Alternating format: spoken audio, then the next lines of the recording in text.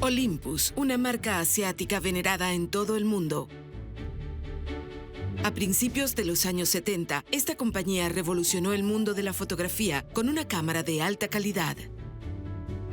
Esta es la cámara cinematográfica Olympus de los años 70. Sin duda es una de mis favoritas. En 1972 nació una leyenda, la Olympus OM1, la cual era mucho más ligera que las otras cámaras sin sacrificar ninguna característica profesional.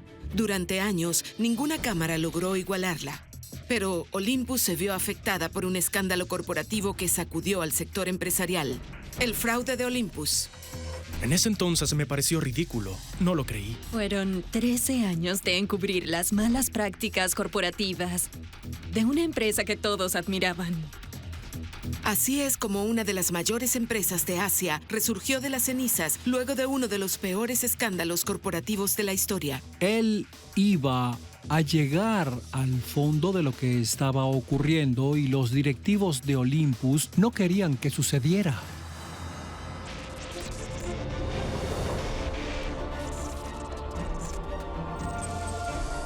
Secretos corporativos.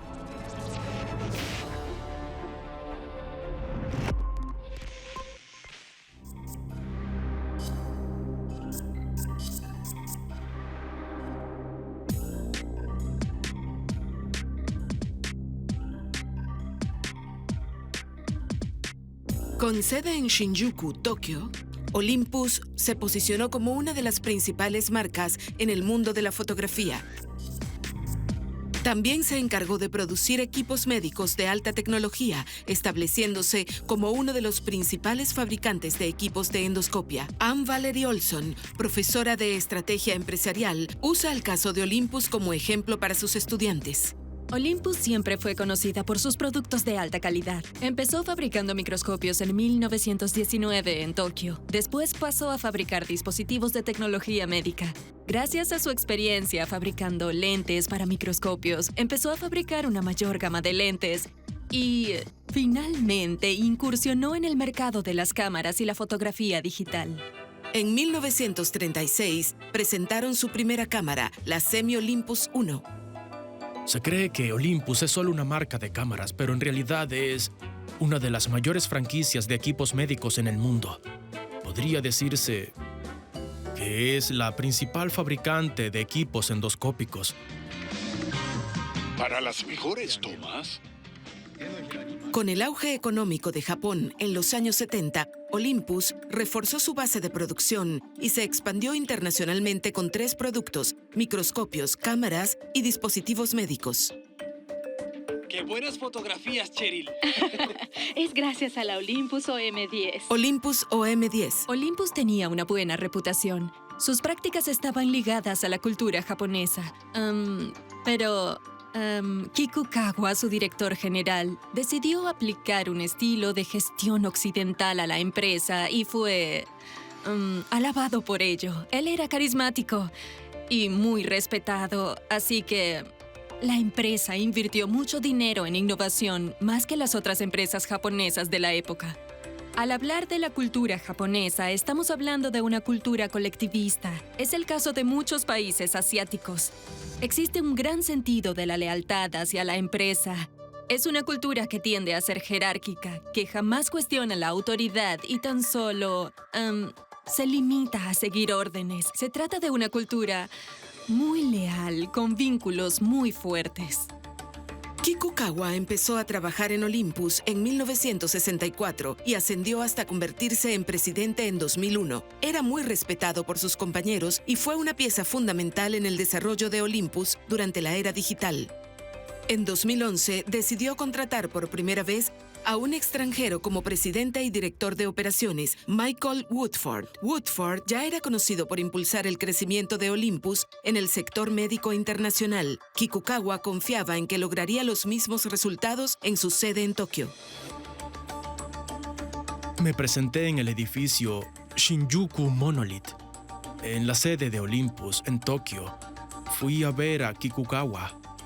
Era un hombre muy agradable. Estuvimos hablando de mi familia Incluso conocía sus nombres. Luego me dijo que sentía que no había hecho suficientes cambios en sus 10 años dirigiendo la empresa y que consideraba que yo podría hacer lo necesario.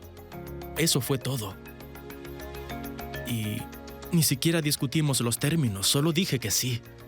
Gracias a su gran impacto durante sus 30 años en Olympus, Woodford se ganó un puesto al frente del sector europeo de la empresa. Se encargó de reformar con éxito las operaciones europeas y las hizo rentables. Kikukawa quedó impresionado con sus logros y confió en él. Kikukawa y el resto de la junta se alegraron de su nombramiento. Dijeron que había superado sus expectativas y que sería un gran director de operaciones. Woodford se convirtió en el director de operaciones en materia de dispositivos de tecnología médica. Era el director global. Contratar a un extranjero como presidente y director de operaciones es inusual en el entorno empresarial japonés. La mayoría de las empresas contrata a jóvenes recién salidos de la universidad que deben trabajar para ascender de puesto. Convertirse en miembro de la junta directiva suele tomar mucho tiempo.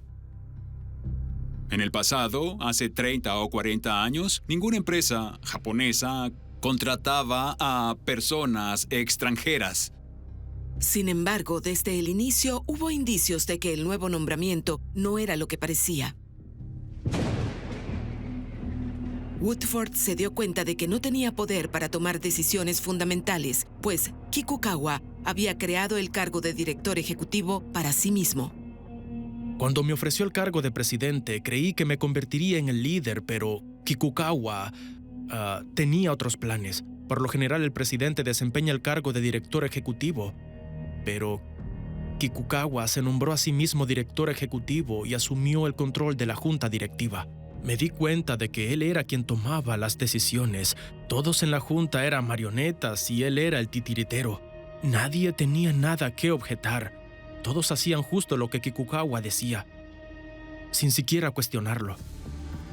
En 2011, menos de 4 meses después de ser nombrado presidente, Woodford descubrió un secreto muy bien guardado sobre Olympus, publicado en una revista local.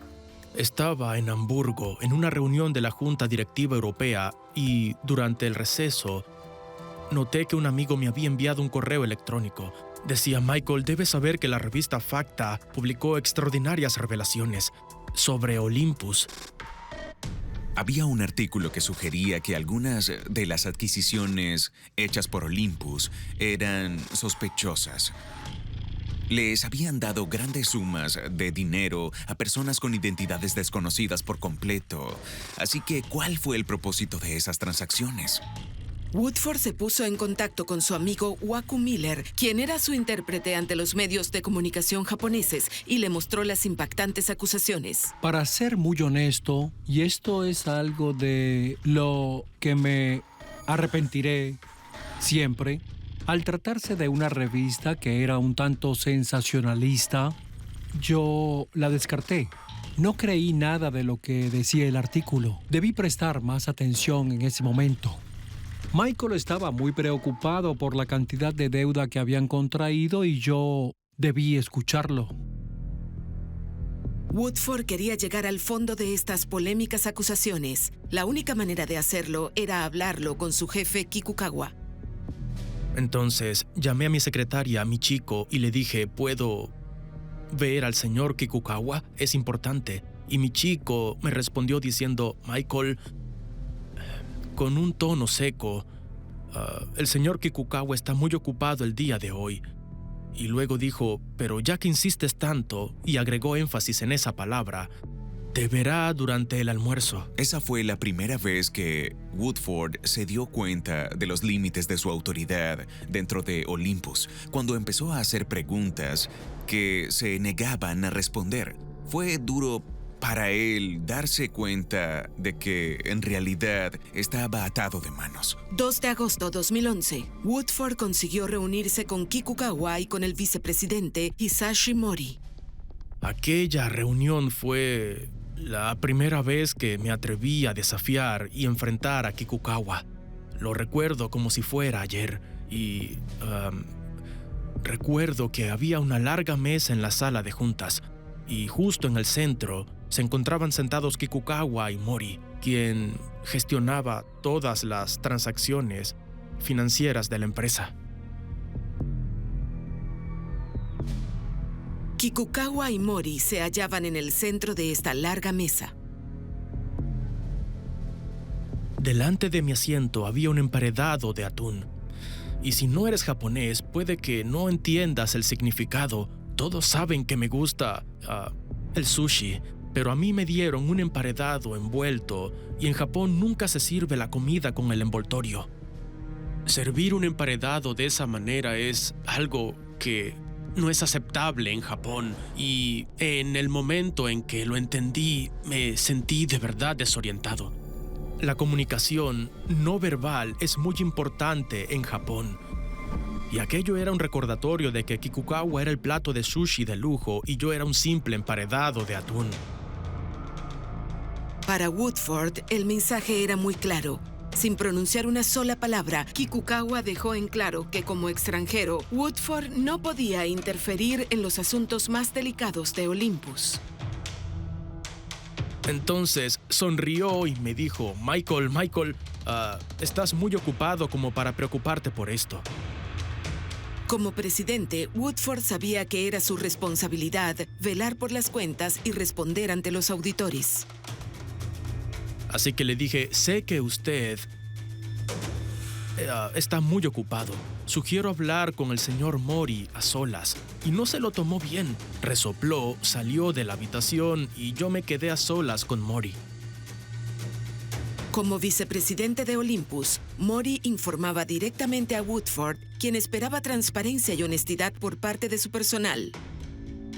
Woodford estaba decepcionado, ya que Mori le había ocultado el artículo de FACTA y decidió indagar sobre las denuncias de 3 adquisiciones en particular, incluyendo una empresa de cremas faciales y de microondas, así como el pago de $687 millones en honorarios a una empresa desconocida en las Islas Caimán. Él solo ignoró mis preguntas. Nunca me había sentido más desorientado en mi vida. Comencé a enfadarme con él. Le dije, ¿por qué compramos una empresa que fabrica platos para microondas? Digo, nuestra empresa fabrica equipos médicos, Mori. Era evidente que algo extraño estaba pasando. Estaban invirtiendo mucho dinero en empresas que prácticamente no producían dinero. Y además estaban pagando honorarios por un asesoramiento que sin duda no valía esa suma de dinero. Estaba enojado, así que me levanté, caminé alrededor de la mesa y me acerqué a él. Entonces le pregunté, Mori, ¿para quién trabajas? Dime, ¿para quién trabajas? Y mientras viva, jamás olvidaré lo que Mori me respondió. Me señaló y me dijo, yo trabajo para Kikukawa. Soy leal a Kikukawa. Secretos corporativos. Secretos corporativos. En 2011, el empresario británico Michael Woodford, quien había sido contratado para modernizar la gigante japonesa de la electrónica, Olympus, se encontraba cada vez más aislado de los directivos de la empresa y del presidente de la junta directiva, Kikukawa. Woodford había encontrado pruebas de graves irregularidades en la empresa. Ahora debía tomar una decisión, continuar exigiendo respuestas o guardar silencio y obedecer. La madre de Woodford le inculcó un fuerte sentido del bien y del mal cuando él era pequeño. Recuerdo que una vez quería comprar chocolates, así que tomé algo de dinero de su bolso, creyendo que no se daría cuenta, y cuando volví, estaba esperándome y noté que estaba enojada. Y en ese momento creí que iba a castigarme. Pero solo me dijo, le robaste dinero a tu propia familia. Si no puedo confiar en mi propio hijo, ¿qué dice eso de ti? Y eso quedó grabado en mi conciencia. Si robas, aunque te salgas con la tuya, ¿qué dice eso de ti? Pravin Ner es un psicólogo empresarial con casi 2 décadas de experiencia. Lo que lleva a alguien a atreverse a denunciar estos comportamientos es su percepción de la justicia y la lealtad. Podemos imaginar una línea recta en donde la justicia está aquí y la lealtad aquí. Cuanto más cerca estés del lado de la justicia, tendrás una mayor tendencia a pronunciarte. El vínculo de Woodford con Olympus empezó cuando trabajó para uno de sus contratistas, KeyMed, en 1981. Ahí conoció a Waku Miller. Mi firma producía una revista en japonés para la embajada británica. Un día visitamos la empresa KeyMed en South End y Michael era el presidente de KeyMed en ese entonces. Mi primera experiencia con Michael fue cuando él revisó la traducción al inglés de lo que habíamos escrito sobre la empresa. Y fue una experiencia difícil. Estaba absolutamente obsesionado con la perfección. Woodford pasó a dirigir a todo el sector europeo de Olympus. Michael Woodford tuvo mucho éxito en Europa y consiguió reestructurar la organización europea de una forma muy sólida. También era muy conocido por la manera en la que lidiaba con los problemas. Pienso que es alguien muy decidido, ingenioso y muy inteligente en los negocios. Sabía cómo liderar un equipo y llevarlo hacia el éxito, así que sería de ayuda para la empresa en términos de solidez financiera. Creo que Kikukawa lo sabía y por esa razón tomó la decisión de llevarlo a Tokio. Gracias al liderazgo de Woodford, Europa se convirtió en la principal fuente de ganancias para la empresa. Fue entonces cuando Kikukawa le ofreció la presidencia. Michael Woodford pasó casi toda su carrera en Olympus y siempre tuvo la reputación de ser alguien muy honesto y muy ético. Para él era importante denunciar a quienes no trabajaban con honestidad y ética. Empezó trabajando en Cadbury Schweppes, pero antes de eso fue pasante en una pequeña empresa aeroespacial. Estando ahí se ganó la fama de ser un delator porque en su momento él había denunciado a una secretaria por usar los sellos postales de la oficina para enviar su correo personal. Y aunque lo despidieron por eso, más tarde comprobaron que era cierto. A medida que Woodford indagaba y exigía respuestas sobre las sospechosas adquisiciones, su relación con Kikukawa y Mori empeoraba. Después del incidente del sushi, la relación entre Kikukawa, Mori y yo se deterioró, pero seguimos adelante. Las acusaciones contra Olympus habían sido publicadas por Facta hacía menos de un mes y Woodford necesitaba una excusa para salir de la oficina de Tokio para indagar más. Saben, podía sentir su desprecio hacia mí. Ellos... Jamás me sentí tan rechazado en mi vida. Fui a ver a Kikukawa y le dije que tal vez deba visitar nuestras fábricas fuera de Japón. La República Checa, Alemania, Gran Bretaña, América. Y le gustó la idea. Él también quería que me alejara de la oficina de Tokio por un tiempo. Agosto 2011. Fue el viaje de negocios más largo que he hecho. Terminó en septiembre en la ciudad de Nueva York. Para entonces, la presión de las acusaciones ilegales empezaba a pasar factura. Empecé a beber muy seguido, intentando tranquilizarme. Un día salí a un restaurante y regresé alrededor de las 11:30 de la noche. Y recuerdo que entré al baño, me miré en el espejo y pesaba 5 kilos menos que ahora.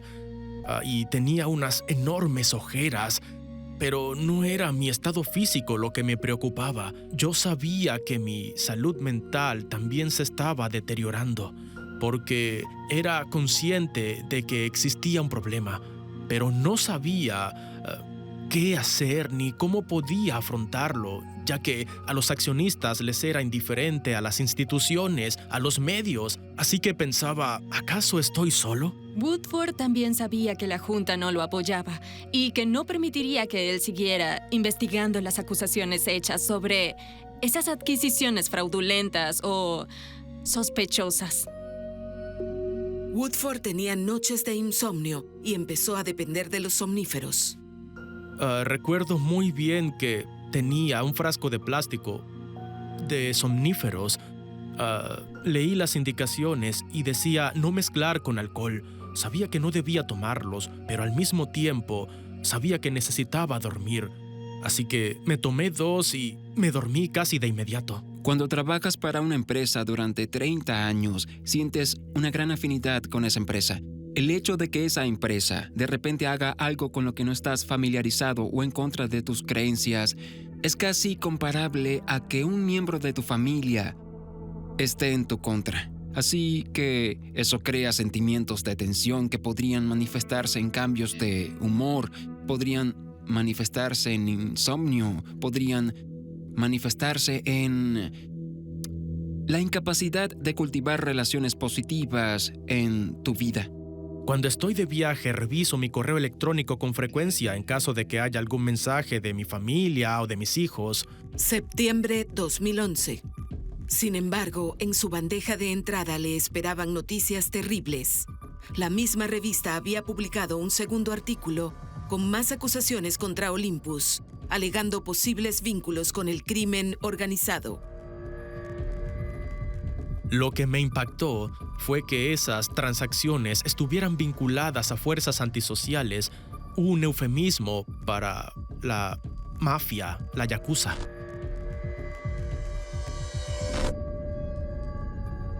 La posibilidad de que ahí afuera hubiera personas horribles que tuvieran la intención de hacerme daño, o peor aún, a mi esposa, o peor, a mis hijos.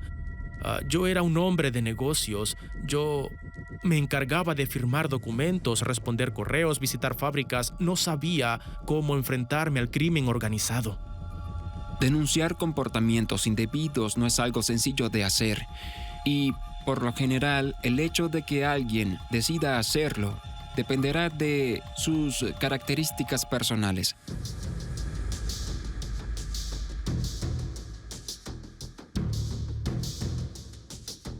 En el caso de Michael Woodford, creo que lo que estaba sucediendo es que llamamos disonancia cognitiva.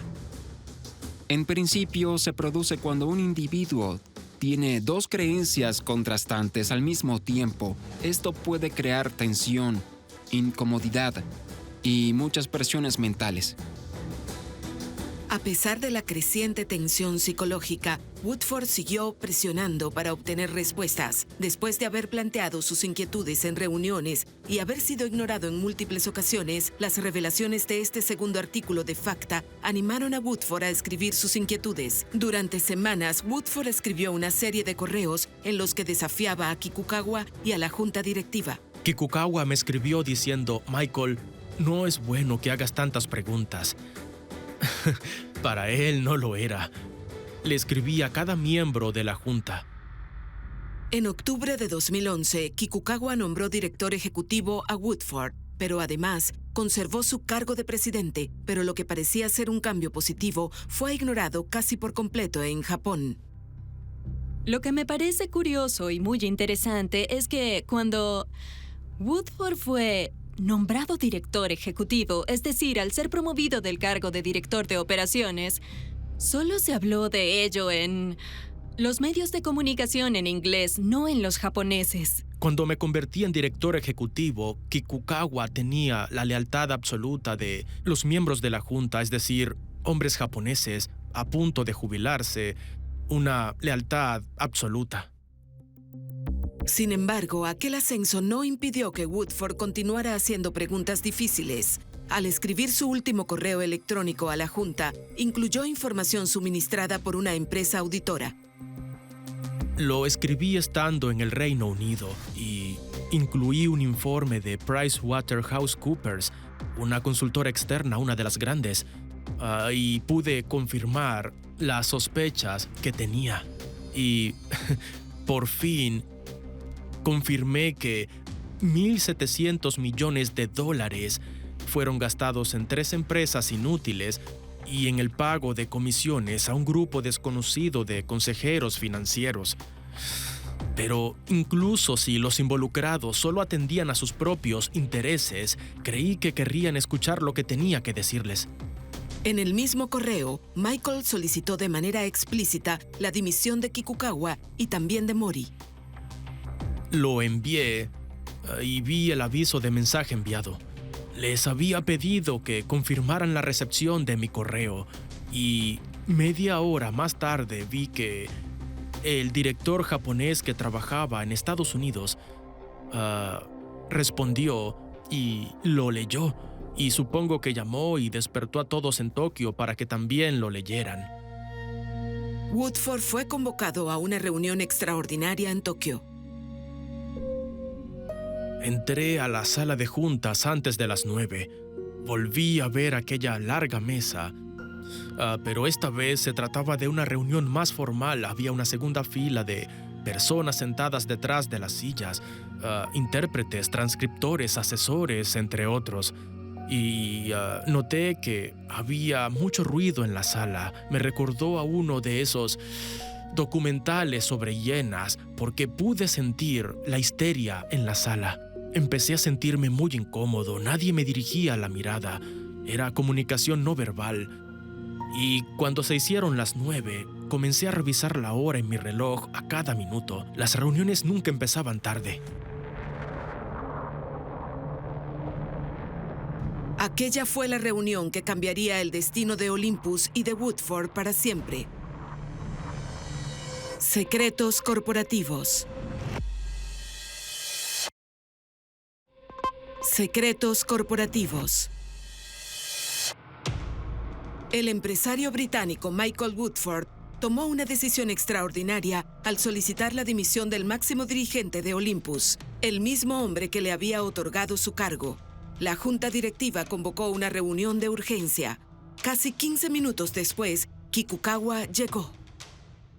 Y Kikukawa no se sentó en su silla al extremo de la mesa, sino que se dirigió al podio que había en una esquina de la habitación, sacó un papel doblado de su bolsillo y dijo, en principio, la reunión de hoy había sido convocada para discutir ciertas inquietudes sobre Olympus, pero la razón por la que estamos aquí el día de hoy es la destitución de Michael Woodford como presidente, director representante y director ejecutivo. Cuando terminó de hablar, todos los miembros de la junta levantaron la mano apoyando mi destitución. Yo quería hablar en la reunión. Tenía un documento con varias preguntas que había preparado la noche anterior, pero no me permitieron decir nada. Menos de 8 meses después de ser nombrado presidente de la marca japonesa de electrónica y 15 días después de convertirse en director ejecutivo, Michael Woodford tuvo que recoger sus pertenencias y abandonar el edificio. Pero justo antes de irse, un alto ejecutivo de Olympus entró a su oficina. Él era un hombre robusto como yo. Se acercó a mí y me llamó por mi nombre, Michael. Me pareció extraño porque solía llamarme señor Woodford o presidente en japonés. Fue una manera de desorientarme. Después él me dijo, deme su computadora. Le dije que no, porque mi computadora ya estaba en Reino Unido. Se enfadó mucho y me dijo que le diera mis teléfonos. Yo tenía un teléfono Samsung, se lo di. Y le dije que ya lo había vaciado. Pero yo también tenía un iPhone y le dije, muy enojado, que esperaba una llamada de mi esposa y le pregunté, ¿acaso eres policía? No puedes quitármelo y no te lo daré.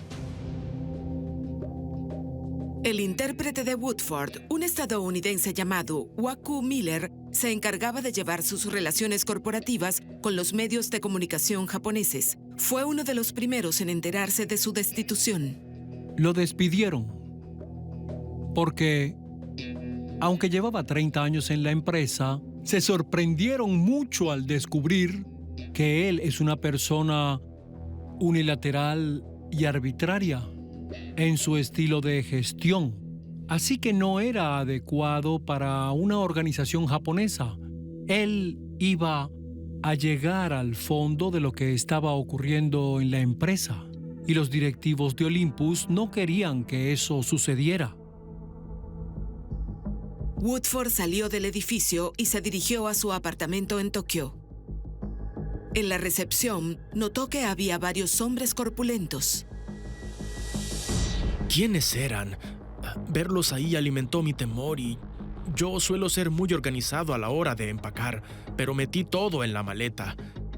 Y salí del apartamento con rapidez. Ellos seguían ahí en la recepción y yo estaba sudando, incluso empecé a temblar. Llamé a Jonathan Sobel, quien era el corresponsal de Financial Times en Japón, y le dije: Jonathan, esto es peor de lo que creía. ¿Podemos reunirnos? Y me dijo: en la cafetería del otro lado de la calle.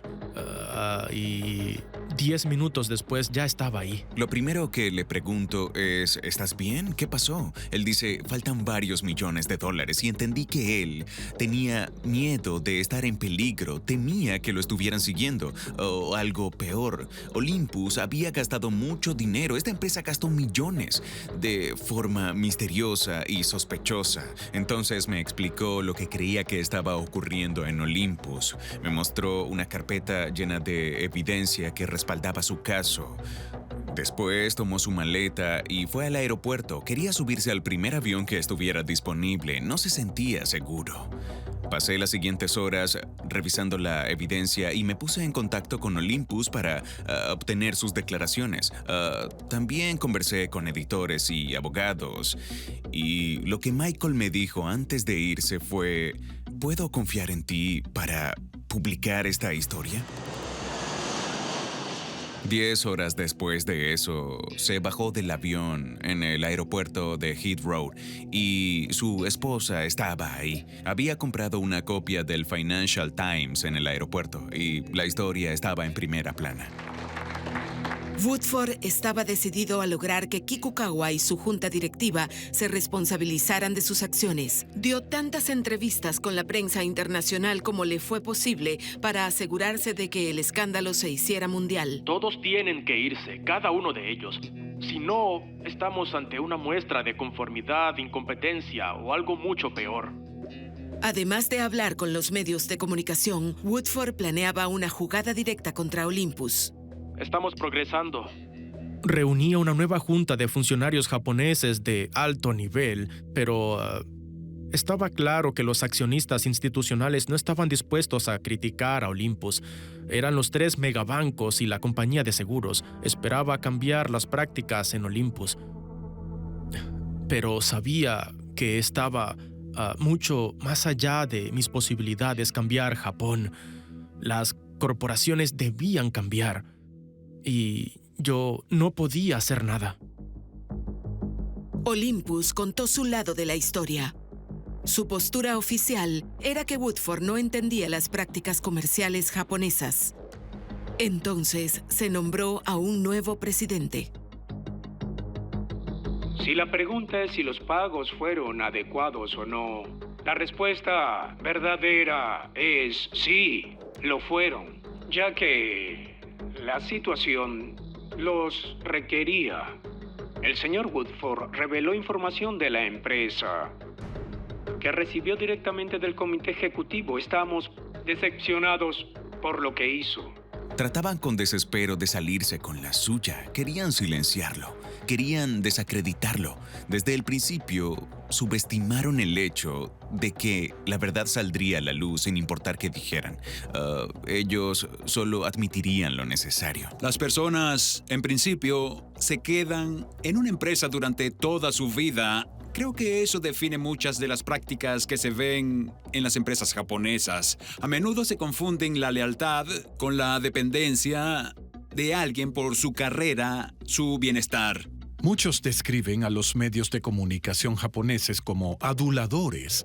Solo se inclinan ante las grandes corporaciones y no se atreven a indagar ni a hacer preguntas difíciles. Y desde mi perspectiva de periodista, viendo cómo se comportaron, eso es justo lo que hicieron en este caso. Mientras que los medios de comunicación japoneses ignoraron la historia, los medios internacionales la dieron a conocer. Parecía que la magnitud del fraude traería graves consecuencias. Secretos corporativos. Secretos corporativos. Mark Worthington es un experto en la gestión de escándalos empresariales. Tras una década como corresponsal de la BBC News, actualmente trabaja supervisando los planes de comunicación de crisis para varias multinacionales. El hecho de que la empresa continuara negándolo, incluso cuando los medios internacionales escribían de forma abierta sobre las acusaciones y señalaban a la junta directiva de manera directa, es algo extraordinario. Es difícil ver algo así en otro lugar que no sea Japón. Y aunque parecía una posición indefendible, ellos solo siguieron negándolo todo. La razón detrás de su comportamiento es la lealtad corporativa que existe en la cultura de las empresas de Japón. Fue muy perjudicial para su reputación. En una situación así, cuando una empresa como Olympus se enfrenta a estos desafíos, lo peor que podrías hacer es empezar a negar, mentir, encubrir. En noviembre de 2011, Olympus por fin admitió haber ocultado pérdidas masivas. La empresa reveló que había realizado adquisiciones artificiales para encubrir malas inversiones desde antes de 1990. Tuvieron que pasar 20 años para que sus delitos salieran a la luz. Kikukawa dimitió 2 semanas antes de las revelaciones y Mori fue destituido por su participación en el fraude. Pero esto solo fue el comienzo de las consecuencias que la junta directiva tendría que enfrentar. En diciembre, el juez retirado del Tribunal Supremo, Kainaka, presentó un enorme informe que describía a Olympus como una junta de hombres obedientes y justificaba mis acciones, lo cual llevó a la dimisión de toda la junta directiva durante una reunión extraordinaria en abril. Durante esa reunión, por primera vez sentí un gran alivio, como cuando leí la historia de Jonathan, y esta historia será distinta. El Tribunal del Distrito de Tokio dictaminó que el expresidente Tsuyoshi Kikukawa y otros 5 miembros de la junta debían pagar más de $500 millones a Olympus, pero el daño ya estaba hecho. Las acciones de Olympus, que se habían mantenido estables desde que estalló el escándalo, se desplomaron casi un 70% en menos de un mes. El impacto de este escándalo en la reputación de Olympus, en términos de sus finanzas, en términos de su personal, fue colosal y no puede ser subestimado. En cuanto al efecto que tuvo en su reputación, Olympus se convirtió en el ejemplo perfecto de fraude corporativo, fracaso corporativo y encubrimiento corporativo. Su nombre era sinónimo de todo eso. El caso de Olympus planteó preguntas sobre la gestión de las empresas japonesas. Durante mucho tiempo, los reguladores financieros habían tolerado el método empresarial de encubrimiento de pérdidas, conocido como Tobashi. Sucede que en los 80, muchas empresas tuvieron problemas para expandir sus mercados principales, sobre todo después de la revaluación del yen, el aumento de su valor y la separación de algunos de sus mercados en ultramar. Las empresas buscaron otra forma de aumentar sus ingresos. Muchas empresas japonesas realizaron inversiones desastrosas que acabaron en pérdidas masivas y cuando todo salió mal, la mayoría de las empresas no supo cómo cubrir sus huellas. El esquema Tobashi fue una forma de ocultar las pérdidas en empresas afiliadas o empresas externas para asegurar que dichas pérdidas no aparecerían en los libros contables y en los estados financieros de la empresa principal. Sí, pero eventualmente tuvieron que pagar. Ahí es cuando las empresas se vieron obligadas a encontrar otras maneras de compensar esas pérdidas.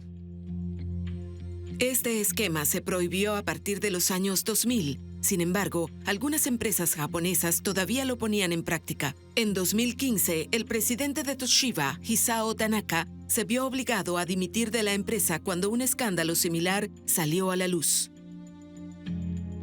Desde el escándalo de Olympus, se implementó un nuevo código de gestión corporativa que apoya prácticas como nombrar a directores independientes en todas las juntas directivas, lo cual no era algo común en Japón. Esta iniciativa es algo que estaba en proceso desde antes, pero el escándalo de Olympus, sin duda, fue el argumento final que ayudó a convencer a algunos escépticos de que valía la pena intentar enmendar la reputación de los mercados y empresas de Japón. Muchos pensaban que no tenía sentido dejar la empresa de inmediato, porque los fundamentos de la empresa y la estructura existente en las distintas regiones y en las distintas organizaciones eran buenos. Pero todavía se necesitaba un cambio de liderazgo. Una nueva junta directiva tomó las riendas y se propuso reestructurar la empresa. Querían volver a su negocio principal, los equipos médicos, los productos de microscopía y la fotografía digital. También tomaron medidas en términos de gobernanza corporativa, informes, y se aseguraron de contar con auditores externos que fueran independientes y que no estuvieran vinculados a la junta directiva. El escándalo guardaba semejanza con el colapso de la gigante energética estadounidense Enron, ocurrido 10 años antes. Esto llevó a una reforma integral de las prácticas empresariales, estableciendo nuevas normas de cumplimiento para la gestión corporativa. El caso de Olympus hizo por Japón lo que Enron por Estados Unidos. Tras un escándalo, los legisladores, los accionistas y los directivos cuestionan su forma de hacer negocios y si es adecuada, así como Enron cambió las políticas de gobernanza de todas las empresas estadounidenses. Olympus hizo lo mismo por las empresas en Japón. La Olympus de hoy en día es muy diferente a la Olympus de los tiempos del escándalo. Aquel acontecimiento destruyó la confianza por completo y no les dejó más opción que reconstruirla. Desde la honestidad, la nueva junta directiva tuvo que ser 100% transparente. En 2012, Olympus publicó un informe para tranquilizar a sus inversores, dirigida por el nuevo presidente Hiroyuki Sasa de la División de Ventas de Equipos Médicos y por el exbanquero Yasuyuki Kimoto como el nuevo presidente de la junta. La empresa prometió recuperar la confianza del público y evitar un nuevo escándalo. Ellos modificaron por completo la estructura de la empresa, su forma de comunicarse y su forma de liderar. Se aseguraron de que cada informe estuviera en orden y demostrar con claridad a los inversores y al mundo entero todo lo que sucedía, porque en una situación como esa, cuando ya no tienes nada y tu reputación es tan mala, no podrás solucionar todos tus problemas con más palabras. Debes demostrarlo con acciones. Olympus implementó un nuevo conjunto de protocolos para recuperar la confianza del público y se empezó por lo más básico, reglamentos y firmas. La manera en la que Olympus se recuperó y volvió a ganar la confianza del pueblo y de sus clientes fue estableciendo reglamentos para los firmantes. Se estableció que, en algunos casos, al tratarse de ciertas personas, se requerirían 2 firmas. En otros casos, el personal tendría que firmar formularios en los que se comprometía a no cometer actos ilícitos como sobornos, extorsiones, entre otros. Así que todo estaba siendo vigilado. Después de reestructurar la empresa o la junta directiva de la empresa, todo se recuperó con facilidad, porque las estructuras de las organizaciones locales eran muy sólidas y buenas. A pesar del escándalo, la percepción de Olympus como fabricante de cámaras de alta tecnología no ha desaparecido. Y el equipo técnico sigue creando productos que mantienen la relevancia de la marca. Lance Ong es un aficionado a las cámaras que apuesta por la gama de equipos Olympus. Utiliza sus equipos desde 2002 y da fe de su calidad, la cual ha mejorado enormemente a pesar de la mala gestión interna. En 2012, presentaron la primera cámara del mundo en poseer estabilización óptica de 5 ejes. Fue un punto de inflexión para el sistema de las cámaras sin espejo, así que las otras marcas comenzaron a producir cámaras sin espejo para competir con Olympus. Las cámaras sin espejo redujeron de forma drástica el tamaño de los sistemas reflex digitales, sin sacrificar la calidad de imagen. Hoy en día, el precio de una cámara es una fracción de lo que solía ser, lo cual permite que la fotografía sea accesible para profesionales y aficionados. Creo que la mayor ventaja de Olympus es su sistema micro 4 tercios que le permitió reducir el tamaño de las cámaras y conservar la calidad de la imagen reflex digital. Eso convirtió a Olympus en la marca líder de las cámaras sin espejo. Incluso hoy en día sigue siendo una de las marcas líderes en cámaras con sistemas sin espejo. Tras el fraude, Michael Woodford publicó el libro Exposición dentro del escándalo de Olympus, en el que detalla su papel en la acusación contra la exjunta directiva de Olympus. En la actualidad, Woodford trabaja como consultor para grandes empresas, asesorándolas sobre cómo evitar que les ocurra algo parecido. La evidencia de que Olympus salió de la crisis es abrumadora. Su nombre ya no es algo que asocias a todos esos delitos pasados. Creo que el mayor indicador de que recuperaron la confianza general es el precio de sus acciones.